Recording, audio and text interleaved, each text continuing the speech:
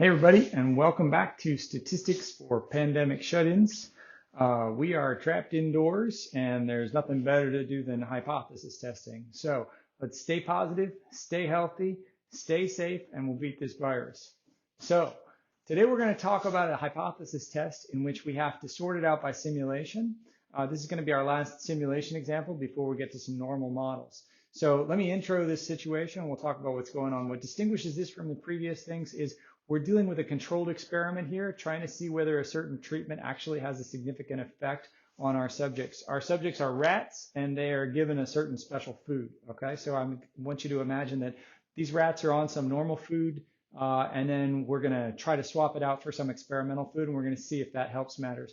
We're trying to get them to put on weight. So helping is making them put on the pounds. So the control group is a group of 6 rats. The experimental group is a group of another 6 rats. And we only have 12 altogether, so it's a very small sample size, and that's a problem, right? And it's one that we have to deal with as we do this hypothesis test. So after the experiment, the control group masses are like so. These are in grams, and so the average is 135 grams for these rats. The experimental group are like so, and they have an average of 146 grams, which is heavier, okay?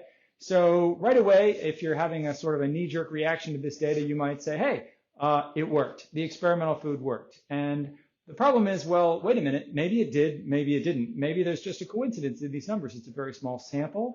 This could be explained by coincidence. So really, we have 2 competing hypotheses, and we need to sort out which one we believe.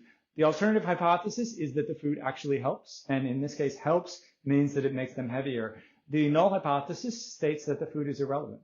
Is that even possible? How could that be possible if the control group had an average mass of 135 grams, whereas the experimental group had an average mass of 146 grams? How could the food be irrelevant? It could be just that maybe these rats are just the ones that were destined to put on a few more pounds, and it just happened that they were just, they had a better appetite or something. It might not have anything to do with the food. It could be coincidence.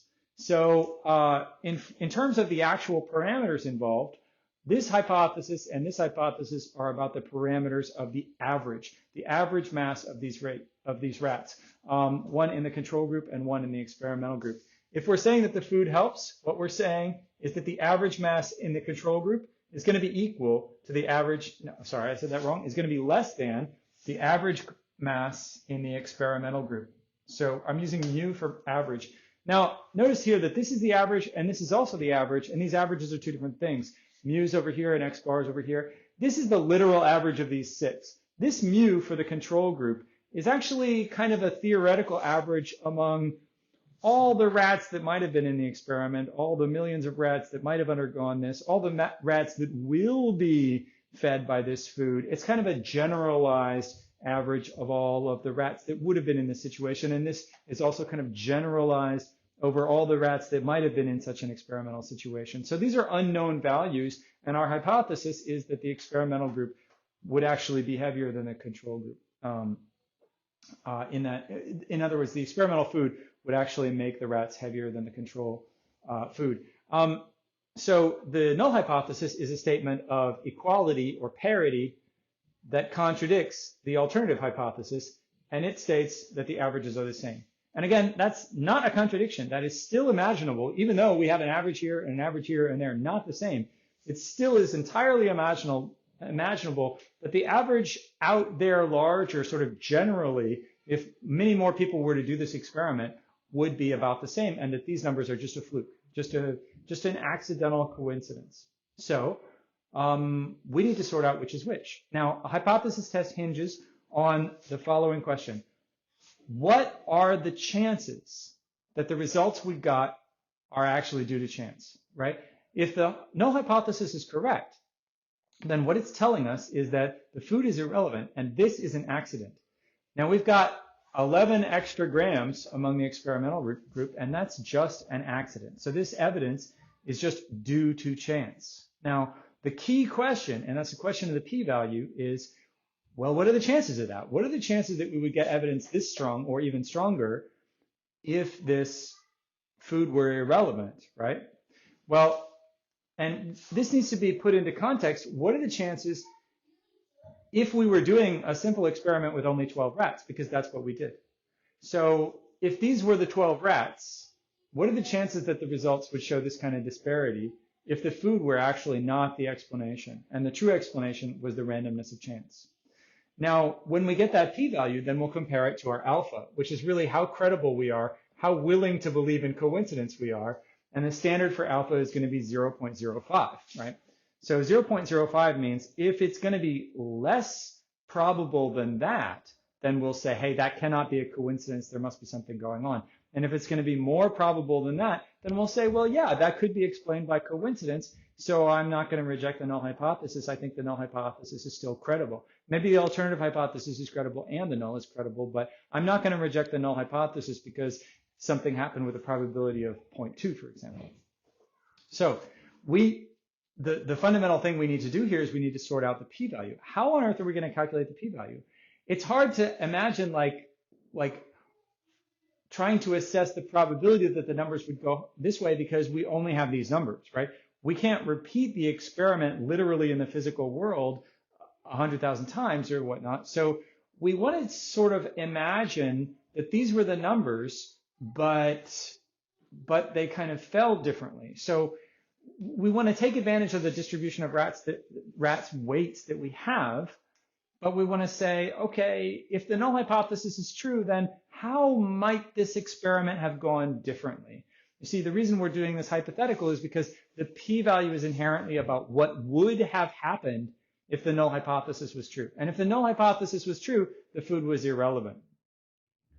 So when we think about what would happen if the null hypothesis were true, if the food is irrelevant, then why are the experimental rats heavier?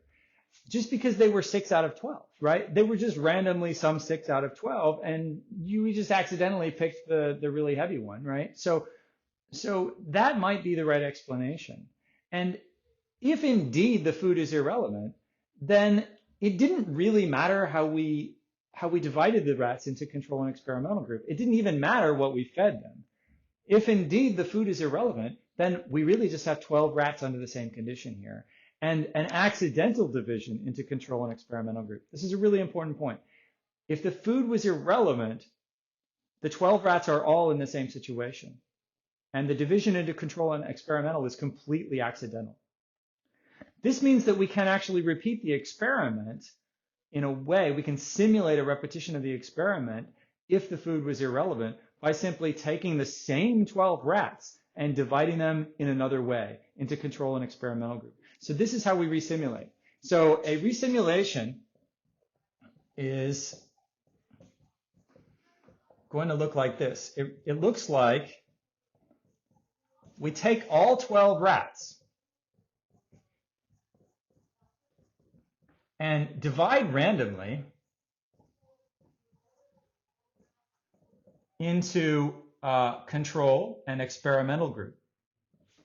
And then we measure, again, after that random division, measure the difference between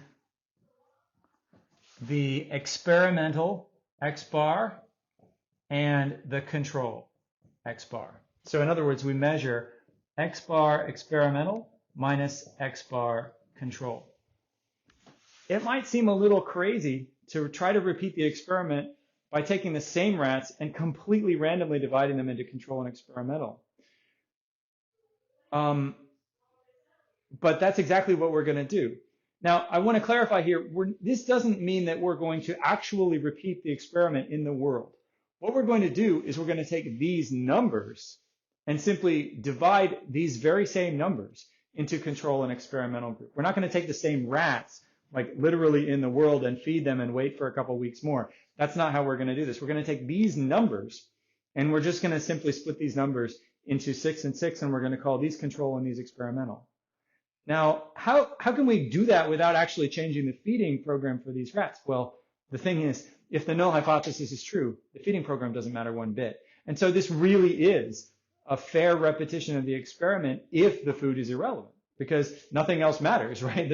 There's no other distinction between the rats. So this is fair only if the food is irrelevant, but that's okay because we're trying to assess what happens if the null hypothesis were true. We're trying to assess what's the probability of the kind of outcome we got if the null hypothesis were true. So that's what we're going to do. To repeat the experiment one time, we're going to take all 12 rats, randomly redivide them into 6 and 6 for control and experimental, measure the average weight of the experimental, measure the average rate of the control, and then we'll get a result. And it might be like this, 11, right? Here we got 11. The difference between the experimental and control, we got 11. But it might not. It might be 12. It might be 0. It might even be negative because the experimental groups might be lighter on average than the control group.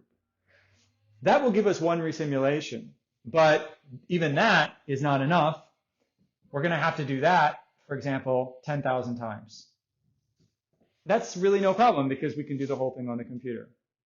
And so this is how we resimulate the experiment for the rats. And this is how we get a sense for what would happen generically, probabilistically, what would happen if indeed the null hypothesis were true and the food was irrelevant. And so that's what I asked the computer to do. And here are the results of the computer's operations on that simulation. Now, I want you to take a look at this roughly bell curve shape here. And what you should notice is the first thing that should jump out at you is that it's centered at 0. Why is it centered at 0? Because there's no basic rule that favors the experimental or the control among these 12. And so on average, there's not going to be any difference between the experimental and the control. But sometimes the difference, if you look at the graph on the right-hand side, is as great as 20 grams between the experimental and the control. And on the left-hand side of the graph, the difference between the experimental and the control is as great as negative 20 grams. But that's less probable, see. I also want you to notice that 11 is certainly an outcome that happens randomly. And the key question to the p-value is, how often do outcomes like 11, 12, 13, 14, 15, like this or even stronger, how often do those outcomes actually occur in the resimulations? And we can assess that by computer too. We can basically just count up among the 10,000 times, how often did it happen that the experimental group minus the control group had an average mass of 11 or even more? How often did it happen that we got, purely by accident, evidence as strong as our original evidence? And so when we ask the computer that, we get a further answer. And the answer is that happens with probability about 0.25. So in other words, about 2,500 times out of 10,000, we have evidence accidentally as strong as that shown in the actual results of this experiment. So let's copy that down here. So out of 10,000 trials, so out of 10,000 trials, using the null hypothesis, about 2,500 showed evidence as strong as ours. And when I say as strong, basically as much in favor as the data actually collected. So, and these 2,500 must have happened purely by accident because there was no method, there was no relevance of the food. We were just dividing them randomly into 6 and 6. So what does that mean? That means that that gives us the probability, and that probability is the p-value. The p-value is the probability, if the null hypothesis is true, of getting results as strong as you did. And that's 2,500 over 10,000, which is exactly equal to 0.25 or 25%. So that's 25% probability. And that's our p-value. And let's just sum up what that means. That means that if the food is irrelevant, we would have obtained evidence this strong or stronger with a probability of 25%. And that means this, what looks like pretty good evidence, is really not very good evidence at all. With a probability 1 in 4, that kind of difference could be observed as a consequence of random chance. Now, compared to our standard level of skepticism, we're not even close to 0.05. And so we're not going to reject the null hypothesis. We're going to draw a conclusion instead that we do not reject the null hypothesis. Instead, we're going to keep both hypotheses are credible. So both hypotheses are credible. And so we have no definite conclusion. Maybe the food is useful, maybe it's not. The most kind thing that we can say here is we can say, we have preliminary evidence, but not statistically significant. The evidence is not statistically significant to a level of alpha equals 0.05.